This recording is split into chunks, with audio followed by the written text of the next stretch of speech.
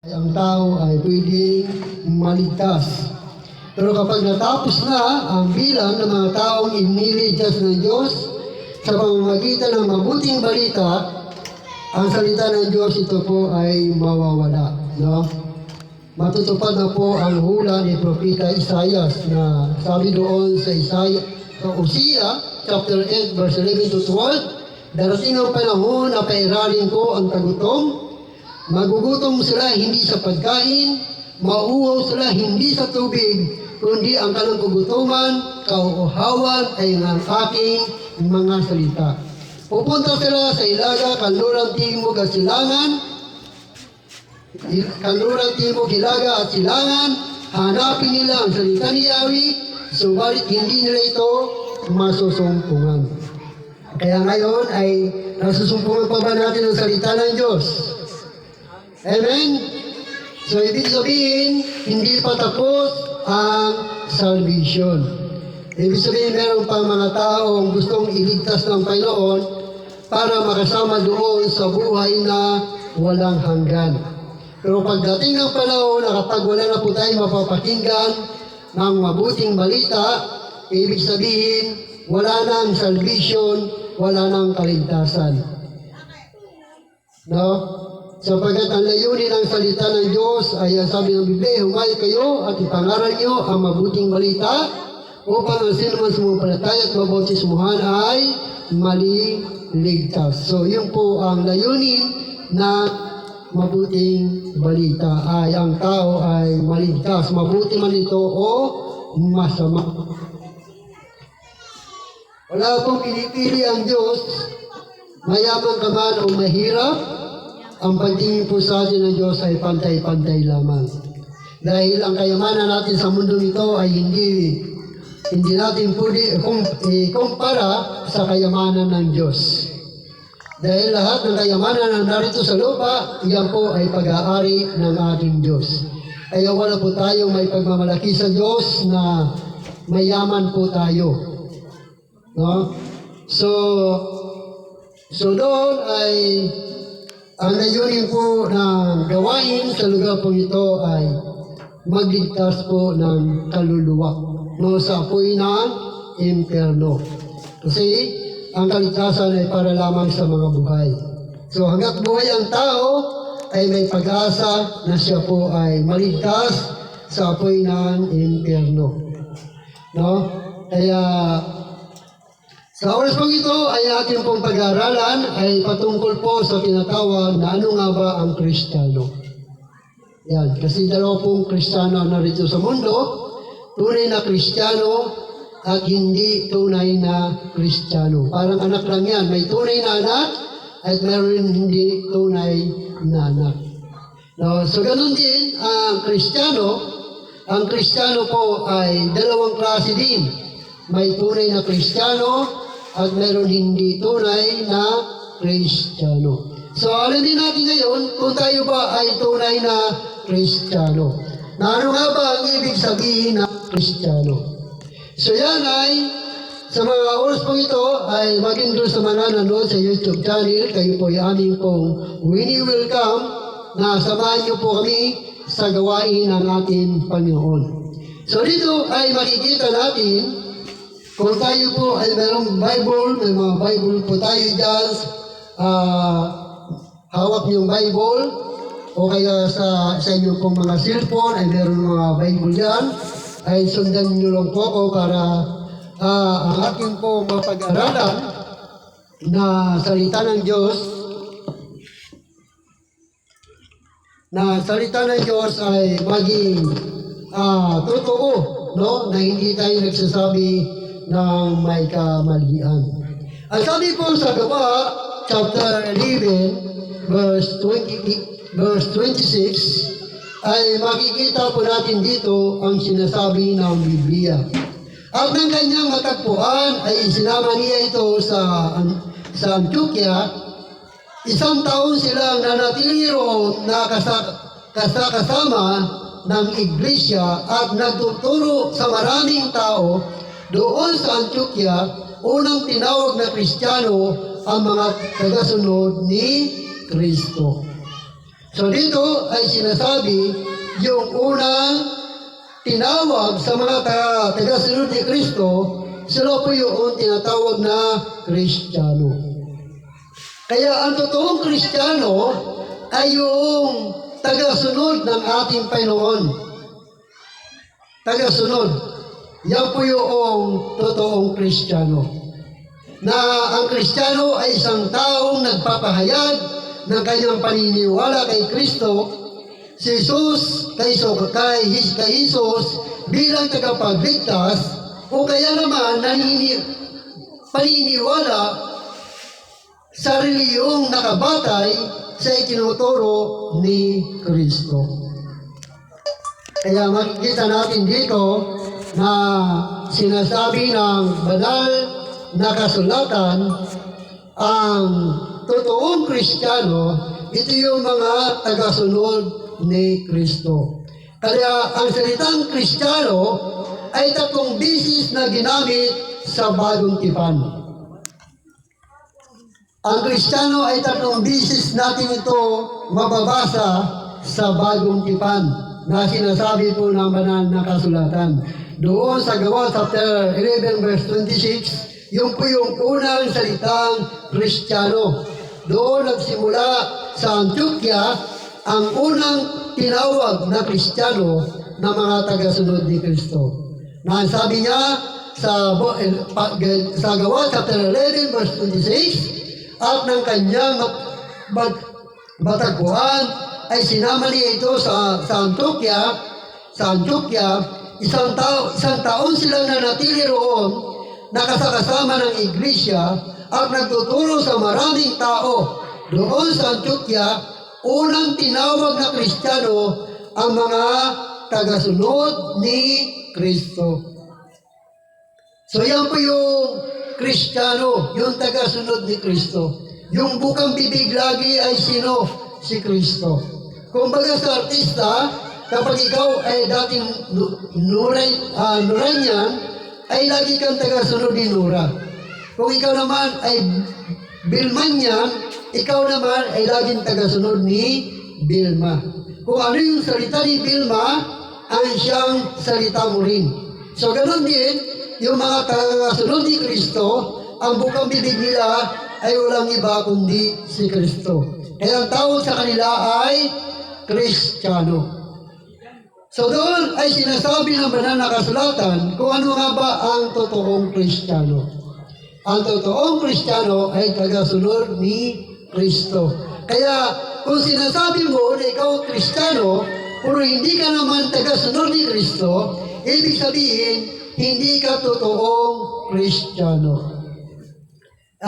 Ikaw ay nagkukunwari lamang na Kristiyano, pero hindi mo naman kilala si Kristo. Sa Gawa chapter 26, verse 27 hanggang 29, ganito po ang sinasabi ng banal na kasulatan. Haring Agripa, naniniwala ba kayo sa mga propeta? Alam kong naniniwala kayo, sinasabi ni Agripa kay Pablo. Sa loob ng ganito kaikling panahon, ay ibig mo yata na maging Kristiyano ako. Ibig mo yata na maging Kristiyano ako. Sumagot si Pablo, maging sa maikli o sa mahabang panahon, loobin nawa ng Diyos na hindi lamang kayo, kundi ang lahat na nakakarinig sa akin ngayon ay maging kagaya ko, maliban sa mga talikalang ito. So doon ay sinasabi ng banal na kasulatan na maging si Haring Agripa ay nagsasabi na kay Pablo, ibig mo yata na ako'y maging Kristiyano. Ibig sabihin ng Kristiyano, maging tagasunod ni Heso Kristo. Kaya yan po yung mga totoong Kristiyano, tagasunod ng ating Panginoon Kristo. Ibig sabihin sila po yung nananalig at sumasampalataya sa ating Panginoon. Na kung saan ay nakikipaglaban sa ating Panginoon Kristo. Na sinasabi naman sa 1 Peter chapter 4, verse 16 hanggang 18, ay ganito pa rin po ang sinasabi ng Biblia, kung kayo'y magdusa dahil sa pagiging Kristiyano, huwag ninyong ikahiya ito. Sa halip, magpasalamat kayo sa Diyos sapagkat taglay ninyo ang pangalan ni Kristo. Kaya doon nakikita natin na laging dadala mo ang pangalan ni Kristo sa buhay mo, kaya ang tawag sa iyo ay Kristiyano. Ikaw yung totoong Kristiyano dahil bukang bibig mo lagi si Kristo. Hindi yung ibang tao. Hindi yung kanino-kaninong pangalan ang binabanggit mo, kundi ang binabanggit mo, bukang bibig mo, ay laging si Kristo. Kaya ang tawag sa iyo ay Kristiyano. Totoong Kristiyano ka. Kaya dumating ang panahon ng pag-hukom at ito'y magsisimula sa mga bayan ng Diyos. At kung sa atin ito magsisimula, ano kaya ang magiging wakas sa mga hindi sumusunod sa magandang balita ng Diyos? Tulad ng sinasabi ng kasulatan, kung ang taong matuwid ay napakahirap maligtas, ang di kumikilala sa Diyos, paano pa maliligtas? Kung tayo na mga matutuwid na naglilingkod na sa ating Panginoon, naniniwala na sa ating Panginoon Kristo, halos hindi pa maligtas. Lalo ba kaya yung mga hindi naniniwala kay Kristo? Sila kaya ay maliligtas? Paano kaya sila maliligtas? Kaya makikita natin dito, ang maliligtas lamang yung mga tagasunod ni Kristo. Yung mga totoong Kristiyano naniniwala sa ating Panginoong Hesus-Kristo. Dahil yun lamang ang sinasabi ng banal na kasulatan. Na kapag tayo ay naglilingkod sa ating Panginoon, ay nakakatiyak po tayo na tayo po ay ligtas. Pero yung mga tao hindi naniniwala kay Kristo, ang sabi niya, ay paano sila maliligtas? Kung tayo nga naglilingkod na sa Panginoon tuwing araw ng linggo, parang halos hindi pa maligtas. Pero yung lalo mga tao hindi naglilingkod sa Panginoon, na natitiyak na hindi po sila maliligtas. Dahil ang kaligtasan po natin ay individual. Individual po ang ating kaligtasan. Kaya mga Kristiyano, ang literal na kahulugan nito ay pag-aari ni Kristo o alagad ni Kristo. Maraming tao ang naniniwala at nagtitiwala kay Jesucristo ang nag-aakalang sila ay Kristiyano dahil nagsisimba sila o kaya naman nakatira sa isang Kristiyanong bansa. Ngunit ang pagpunta sa simbahan, ang paglilingkod sa mga taong mas kapuspalan kaysa iyo o ang pagiging mabuting tao ay hindi makakatulong sa iyo upang maging Kristiyano o ang regular na dumalo sa mga gawain, pagsamba at pagbibigay para sa gawain ng simbahan. Ang mga gawain ito ay walang kakayahan gawing Kristiyano ang isang tao. So marami mga tao na nagsasabing Kristiyano sila, dumadalo sa church, umati sa mga gawain, pero hindi sila tagasunod ni Kristo. Hindi sila naniniwala sa ating Panginoon, pero sila ay nagsasamba. Pero sila ay nagpupuri, nagpapasalamat sa Diyos. Pero pagdating sa ating pagsunod kay Kristo Jesus, hindi sila naniniwala. Kaya yan yung mga bagay na sinasabi dito, na ang mga bagay na yun ay hindi yung, wala yung kakayanan na gawing Kristiyano ang isang tao, sapagkat ang meron lamang kakayanan na maging Kristiyano ang isang tao, yung isinuko niya ang kanyang buhay kay Kristo. Isinuko niya ang kanyang sarili kay Kristo at naniniwala siya na walang ibang tagapagligtas sa mundong ito maliban kay Kristo. Yan yung mga totoo mga Kristiyano. Kaya ang Biblia ay nagtuturo na ang ating mabubuting gawa ay hindi makakatulong upang tanggapin tayo ng Diyos. Sinabi sa atin sa Tito chapter 3, verse 5 hanggang 7, ang sabi niya, iniligtas niya tayo hindi dahil sa ating mabubuting gawa, kundi dahil sa kanyang habag sa atin, tayo pinanganak na muli sa pamamagitan ng tubig at tayo rin ay binago ng Espiritu Santo. Masaganang ipinagaloob ng Diyos sa atin ang Espiritu Santo sa pamamagitan ng ating tagapagligtas na si Jesucristo, upang tayo gawing matuwid sa pamamagitan ng kanyang kagandang loob at tayo magiging tagapagmana ayon sa ipinangakong buhay na walang hanggan. Kaya hindi dahil sa mga gawa sa katwiran na ginawa nating sarili, kundi ayon sa kaniyang kaawaan ay kaniyang iniligtas tayo sa pamamagitan ng paghuhugas sa muling kapanganakan at ng pagbabago sa Espiritu Santo. Ang Kristiyano ay isang taong ipinanganak na muli sa kapangyarihan ng Espiritu Santo. So, ang Kristiyano ay yung mga ipinanganak na muli, yung tinatawag na born again. Kaya kapag hindi pa sinasabi ng isang tao na hindi pa siya born again, ibig sabihin hindi pa siya totoong Kristiyano. Sabagat ang totoong Kristiyano, siya ay muling binuhay ng Diyos, hindi sa laman, kundi siya ay muling binuhay ng Diyos sa Espiritu. Kaya ang tawag sa kanya ay born again.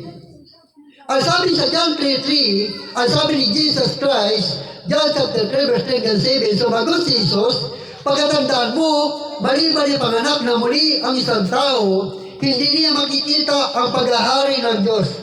Paano may panganak pang muli ang isang tao? Matanda na. Makakapasok pa ba siya sa sinapupunan ng kanyang ina para muling isilang? Tanong ni Nicodemo. Sagot naman ni Jesus, pakatandaan mo, maliban ang isang tao ay panganak sa pamamagitan ng tubig at ng Espiritu, hindi ito makakapasok sa kaharian ng Diyos. Ang taong ipinanganak sa laman ay laman. Ang ipinanganak sa Espiritu ay Espiritu. Huwag kayong magtaka sa sinabi ko sa inyo, kayong lahat ay kailangan ipanganak na muli. Kaya ang totoong Kristiyano, yung mga na-born again, na ipanganak na muli, nabuhay na muli ang kanilang Espiritu. Kaya doon mo malalaman ang totoong Kristiyano kung sinasabi niya sa kanyang sarili, siya ay born again. Pero hanggat hindi niya sinasabi na siya ay hindi born again, na siya ay born again, hanggat hindi niya sinasabi na siya ay born again, ibig sabihin hindi siya totoong Kristiyano. Nagkukunwari siyang siya ay Kristiyano, pero ang totoo, hindi siya nakikipag-isa kay Kristo.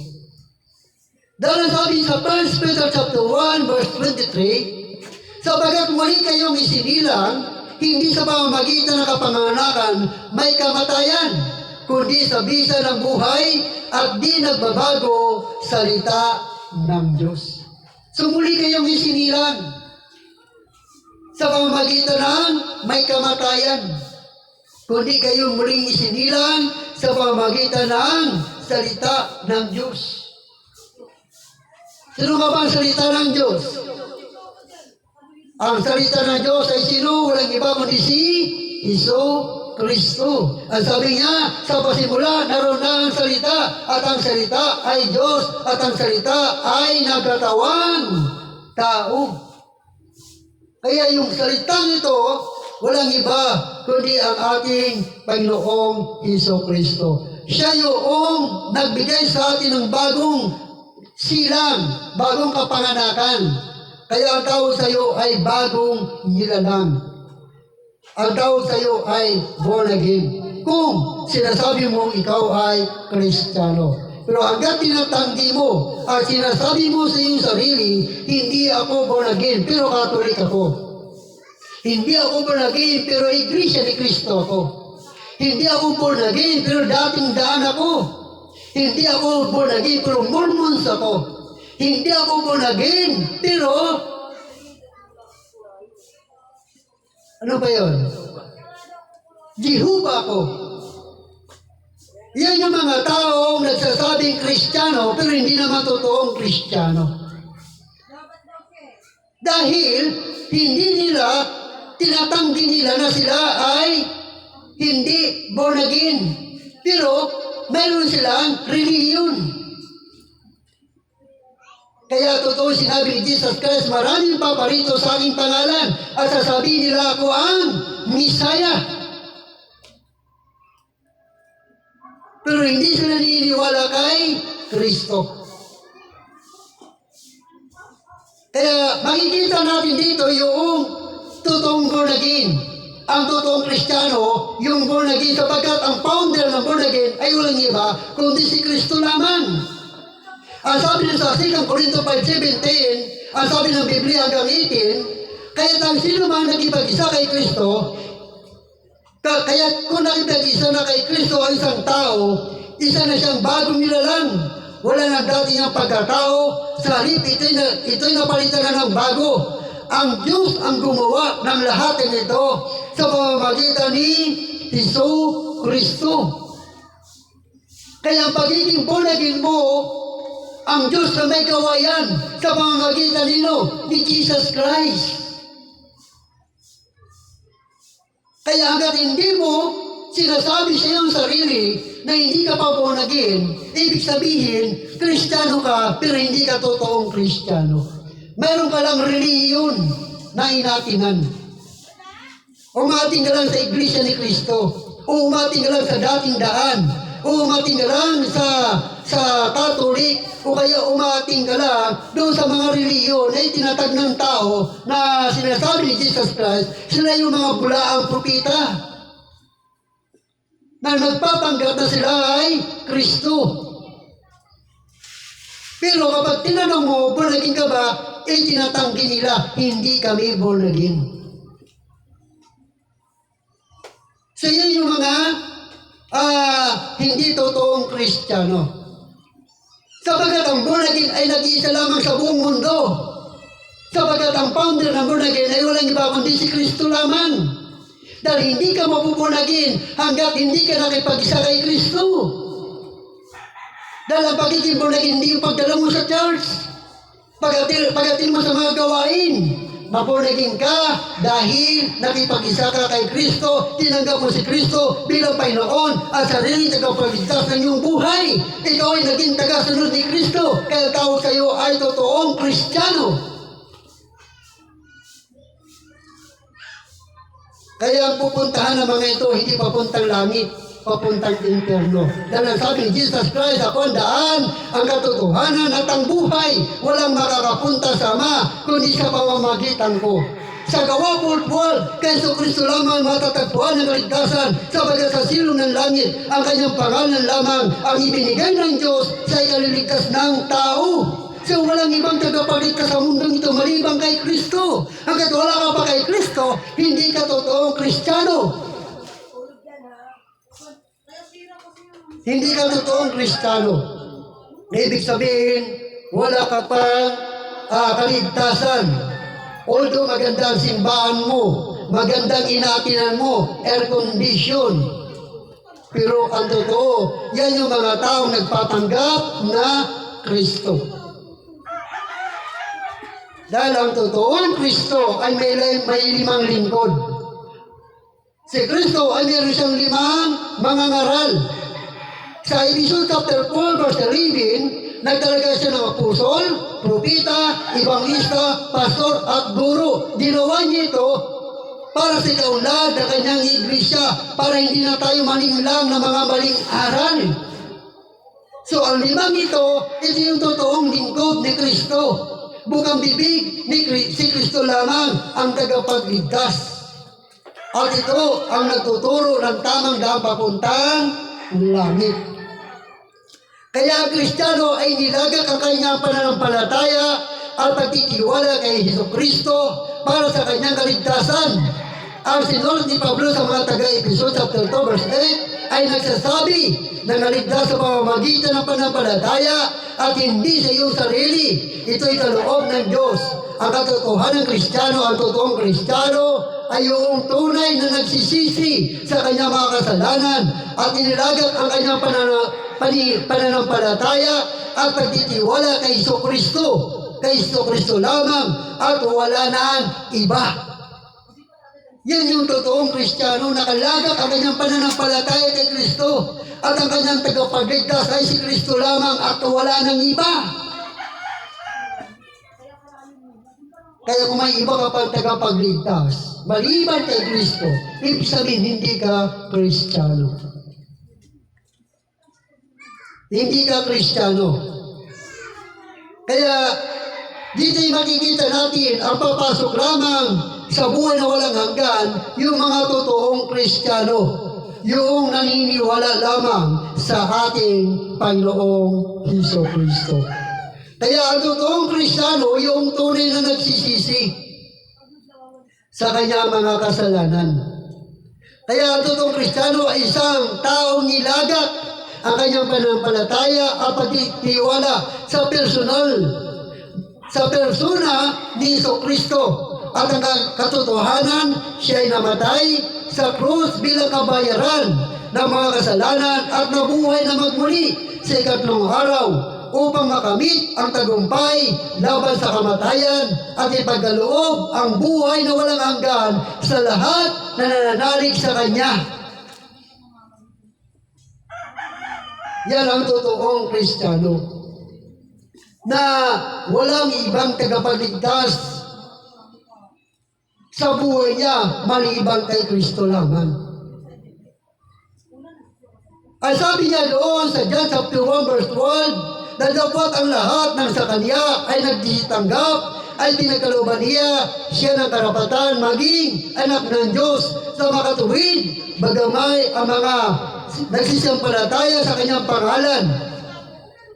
Sa Kanyang pangalan. Kaya ang totoong Kristiyano ay isang totoong anak ng Diyos, kabahagi sa pamilya ng Diyos at isang taong pinakalooban ng bagong buhay kay Kristo. At ang tatak ng isang tunay na Kristiyano ay pag-ibig sa kapwa, pananampalataya at pagiging masunurin sa salita ng Diyos. Yan ang totoong Kristiyano. Masunuri siya sa salita ng Diyos at ang batayan ng kanyang pananampalataya walang iba kundi ang banal na kasulatan, hindi yung doktrina ng tao. Dahil ang doktrina, yan ay nanggagaling sa Biblia para lamang sa kanilang paniniwala. Kapag mali sa doktrina nila ang nabasa nila sa Biblia, hindi na tama ang Biblia, pero tama ang kanilang doktrina. Pero sa mga totoong Kristiyano, ang pinakadoktrina natin ay walang iba kundi ang salita ng Diyos. Diyan nakabatay ang ating paniniwala. Diyan nakabatay ang ating pagsunod sa Diyos. Kung ano ang sinasabi ng Biblia, ang siyang ating sinusunod dahil ang doktrina ay dapat sundin ng mga taong nasa kanilang paniniwala. Dahil kapag hindi mo sunod lahat ng doktrina, ibig sabihin hindi ka kaisa sa kanilang paniniwala. Ganon din ang Biblia. Kung ikaw ay Kristiyano, kung ano ang nabasa mo sa Biblia, dapat sundin mo yan dahil yan ang salita ng Diyos.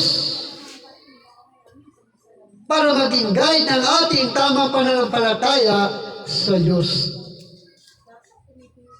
Kaya meron lamang isang totoong Kristiyano. Ang totoong Kristiyano, yung nagsasabing born again ako. Kung naiintindihan mo ang pagiging born again, muling binuhay ng Diyos ang iyong espiritu, sabagat ang tao ay binubuo ng body, soul, and spirit. Hanggat patay pa ang kanyang espiritu, hindi siya nagugutom sa salita ng Diyos. Dahil sabi sa Biblia, hindi lamang sa tinapay nabubuhay ang tao, kundi sa bawat salitang namumutawi sa bibig ng Diyos. Kaya hanggat patay pa ang iyong espiritu, walang halaga sa iyo ang salita ng Diyos. Dahil ang pagkain ng ating espiritu, walang iba kundi ang salita ng Diyos. Kaya kapag nabuhay na ang iyong espiritu, ang sabi sa banal na kasulatan, nagugutom ka na hindi lamang sa pagkain, kundi nagugutom ka na rin sa salita ng Diyos. Kaya ang tawag sa iyo ay born again. Muling binuhay ng Diyos ang iyong espiritu. Kaya kapag buhay na ang iyong espiritu, kumplito na ang pagkatao mo, meron ka ng body, soul, and spirit. Pero nung patay pa yung espiritu, ang buhay lang sa iyo yung body and soul. Kaya nagugutom ka lang dito sa mundo. Pero pagdating sa ganitong gawain, walang halaga sa iyo to. Sabagat hindi mo ito maintindihan, hanggat hindi nabubuhay ang iyong espiritu. Sabagat ang mga bagay espiritual ay manuwal lamang sa paraang espiritual. Kaya kailangan mo may mabunagin, may panganak ka muli sa espiritu para maintindihan mo at manuwal mo ang mga bagay na espiritual. Yun ang ibig sabihin ng born again. Nabubuhay ka na ngayon sa espiritu. Kaya naunawaan mo na ang Diyos ay espiritu. John chapter 4 verse 23 hanggang 24. Ngunit dumating na ang panahon na ngayon na nga na ang mga tunay na sumasamba sama ay sasamba sa Kanya sa espiritu sa katotohanan, sabagat ito ang hinahanap ng Ama sa mga sumasamba sa Kanya, sabagat ang Diyos ay espiritu. Kaya hanggat patay pa ang iyong espiritu, hindi mo makikilala ang Diyos. So, kailangan mabuhay yung iyong espiritu, kaya kailangan mo maborn again. Paano ka maborn again? Sabi ni Nicodemo, may panganap na muli ang isang tao kung siya matanda na. Ang sabi sa banal na kasulatan, ang sino man ikipag-isa lamang kay Kristo, siya ay siya ng bagong nilalang. Hindi mo kailangan may panganak na muli para pumasok sa nanay mo, tatay, sa nanay, sa sinapupunan ng nanay mo para may panganak ka na muli. Hindi yun. Ang sabi ni Jesus Christ, maliban ang tao, ipanganak sa tubig at sa espiritu, hindi siya pagharian ng Diyos. So, kaya meron tayong baptism. Yung bautismo, yung tubig ay larawan ng bautismo. Katulad ni Kristo. Nung siya ay nabautismuhan ni Juan Bautista sa Ilog Jordan, pag-ahon nila sa tubig, saka bumaba ang Espiritu Santo.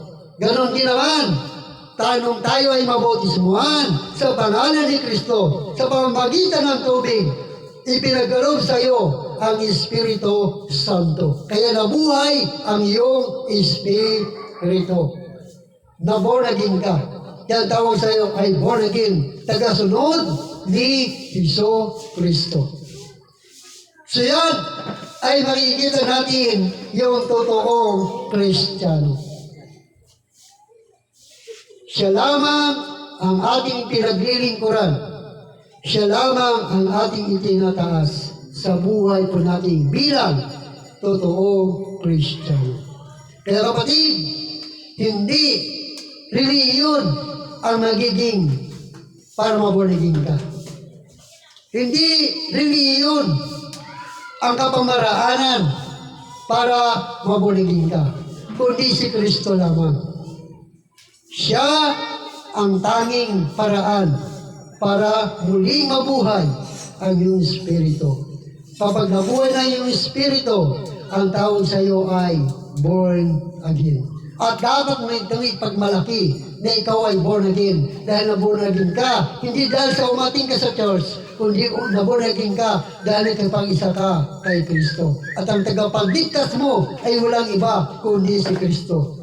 Siya lamang ang pinagkakatiwalaan mo ng iyong buhay, sapagkat siya lamang ang daan papuntang langit. At ang daan papuntang impyerno, ito yung mga relihiyon na itinatag ng tao. na nagtatanggi na hindi sila born again. Tinatanggi nila, hindi kami born again. Ito yung mga relihiyon, papuntang impyerno. Na nagsasabi na ngalan ng kami sa pangalan mo. Ang sabi ni Jesus Christ, hindi lahat ng tumatawag sa akin, Panginoon, Panginoon ay papasok sa kariyan ng langit. Marami ang magsasabi, Panginoon, nangaral kami sa pangalan mo. Nagpalayas pa nga kami sa pangalan mo. Pero hindi naman sila kumikilala kay Kristo. Dahil ang kinikilala nila yung founder na nagtayo ng relihiyon. Yun ang kanyang bukang bibig. Tandaan mo, yung mga bukang bibig ng mga relihiyon nila, kung sino yung founder noon, siya ang bukang bibig nila. Katulad ng dating bukang bibig nila sino? Si Ili Soriano. Iglesia ni Cristo, bukang bibig nila sino? Si Manalo. Kung ano yung mga sa Katolik, ang bukang bibig nila sino? Si Papa. Dahil yung founder nila. Pero sa mga totoong Kristiyano, bukang bibig nila ay sino? Si Kristo. Amen. Dahil sila ay naging tagasunod ni Kristo. Yan ang totoong Kristiyano. Bukang bibig lagi si Kristo. So doon ay makikita natin yung tamang Kristiyano. Ang totoong Kristiyano, yung nakipag-isa kay Kristo. Kaya, nawa ay meron tayo naunawaan, meron tayo naiintindihan kung ano nga ba ang totoong Kristiyano. Ano nga ba ang Kristiyano? Ang Kristiyano, ito yung mga tagasunod ni Kristo. Sumasampalataya kay Kristo. Naniniwala kay Kristo. At si Kristo lamang ang tagapagligtas ng kanilang buhay. At sinasabi nila sa kanilang sarili, ako'y na-born again. Binuhay ni Kristo ang aking espiritu, kaya nabuo na ang aking pagkatao. Meron akong body, soul, and spirit. Hindi lamang ako nagugutom sa pagkain dito sa mundo nito. Nagugutom na rin ako sa salita ng Diyos. Sapagkat ang salita ng Diyos ay siyang pagkain ng ating espiritu. So, puri ng Diyos, tayo po lahat ay tumayo. Pasalamatan po natin ang ating Panginoon sa oras po ito. Tayo lahat. Hallelujah. Ay, di mo natin, ikaw ang aking kalakasan.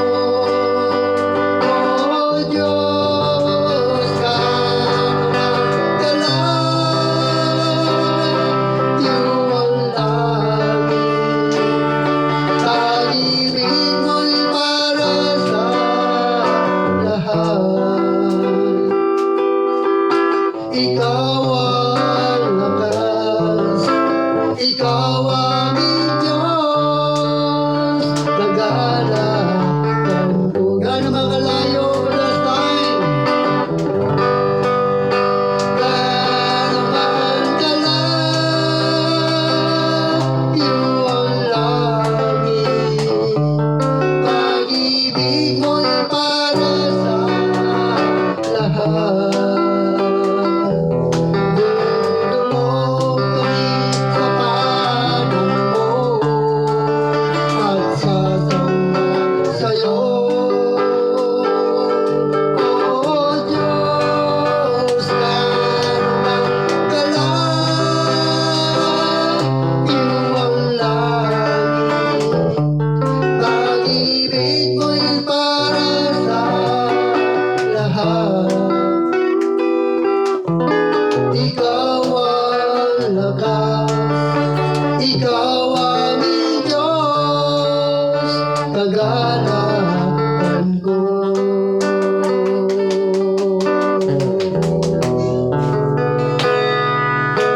Ikaw ang lakas, ikaw aming Diyos, kagalakan ko.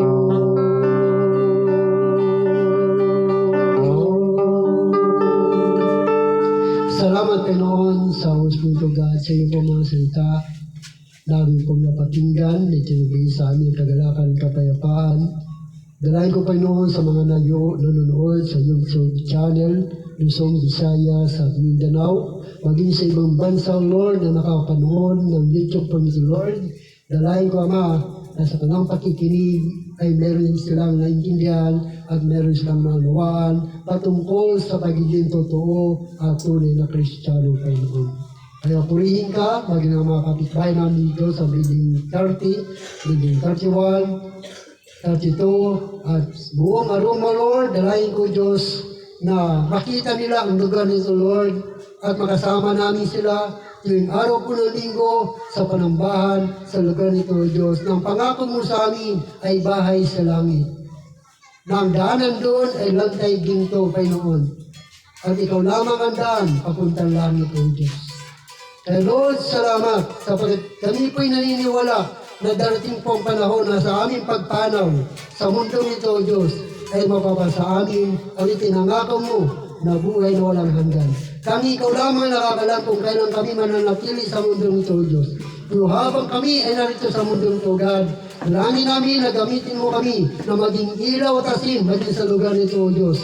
At maging daluyan ninyong pagpapala, financially, materially, spiritually, at higit sa lahat, kalakasan ng kanilang katawang pisikal upang magamit nila ito sa kanilang paghanap buhay sa buong maghapon, Panginoon.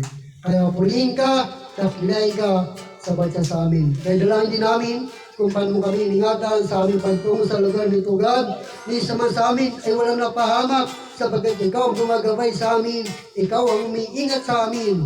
Kaya ganun, O Diyos, dalangin din namin na samahan mo rin kami sa aming pag-uwi. Nataglay pa rin ang iyong gabay, patnubay ng pag-iingat at libo-libong anghel ang siya mag-iingat sa lugar nito, God, ngayon sa bata sa amin, Panginoon. Kaya salamat, O Diyos, purihin ka, dakilaan ka ng bata sa amin sa pangalan ng Ama, ng Anak, at yung Banal na Espiritu Santo, sa pangalan ni Jesus, sa lahat ng natin magsabi ng Amen. Amen. Kakamay naman. Oh, yun na. Let's go.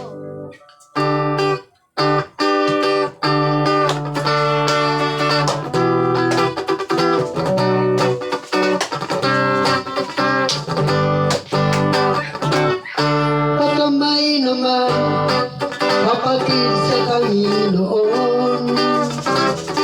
Akong natutuwa, nandito pa ngayon. Ako'y nasasabi na makasama ka. Miss na miss kita, kapatid sa Panginoon. Kakamay naman, kakamay naman, kapatid sa Panginoon. Ako'y natutuwa, nandito ka ngayon.